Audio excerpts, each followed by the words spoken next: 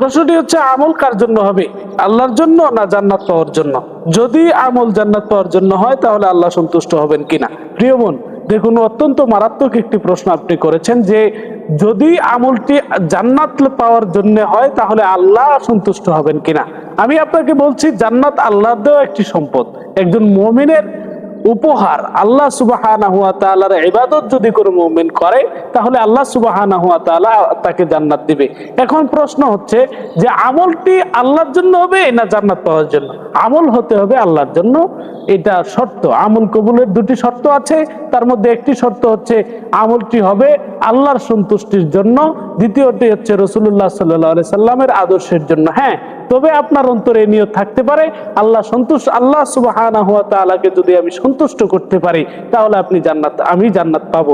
কিন্তু যারা আমল করেন যে আমি নামাজ পড়ি জান্নাত পাওয়ার জন্য, রোজা রাখি জান্নাত পাওয়ার জন্য, আপনি এই আমল আল্লাহ সুবহানাহু ওয়া তাআলার দরবারে গ্রহণযোগ্য হবে না। বরং আপনারা আমল করতে হবে আল্লাহকে সন্তুষ্টির জন্য, আল্লাহ আপনাকে জান্নাত দিবেন।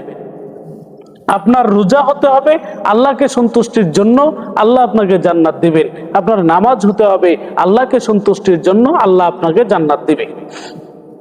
কিন্তু জান্নাতের আশা অন্তরের ভিতরে থাকবে, কিন্তু সবার আগে যেটা শর্ত হচ্ছে, আপনাকে শর্ত ফিল আপ করতে হবে। সেটা হচ্ছে আপনি যখন আমল করবেন তখন এই আমলটা হতে হবে আপনার আল্লাহ সুবহানাহু ওয়া তাআলার উদ্দেশ্যে, রাসূলুল্লাহ সাল্লাল্লাহু আলাইহি সাল্লামের সুন্নতের উপরে। তাহলেই আপনি জান্নাতের আশা করতে পারেন। আল্লাহর ভয় আপনার অন্তরে থাকতে হবে এবং আশা থাকতে হবে আল্লাহর রহমত পাওয়ার, ক্ষমা পাওয়ার। যদি আল্লাহর রহমত এবং ক্ষমা আপনি পান তাহলে অটোমেটিক আপনি জান্নাত পাবেন। তাহলে তো এটার জন্য আপনার জান্নাতের উদ্দেশ্যে আমল করা যাবে না, আমল করতে হবে আল্লাহর উদ্দেশ্যে। জান্নাতের উদ্দেশ্যে যারা আমল করে এই আমলগুলো গ্রহণযোগ্য নয়। আমল হতে হবে আল্লাহর উদ্দেশ্যে, আল্লাহ সুবহানাহু ওয়া তাআলাকে সন্তুষ্টি অর্জনের লক্ষ্যে। কেউ যদি জান্নাতের কথা শুনে যে আল্লাহ জান্নাত দিবে, 5 ওয়াক্ত নামাজ পড়ো, তাহলে আল্লাহ জান্নাত দিবে। নামাজটা হতে হবে আল্লাহর উদ্দেশ্যে, জান্নাতের উদ্দেশ্যে নয়। প্রিয় বোন, আশা করি আপনি উত্তরটি পেয়েছেন।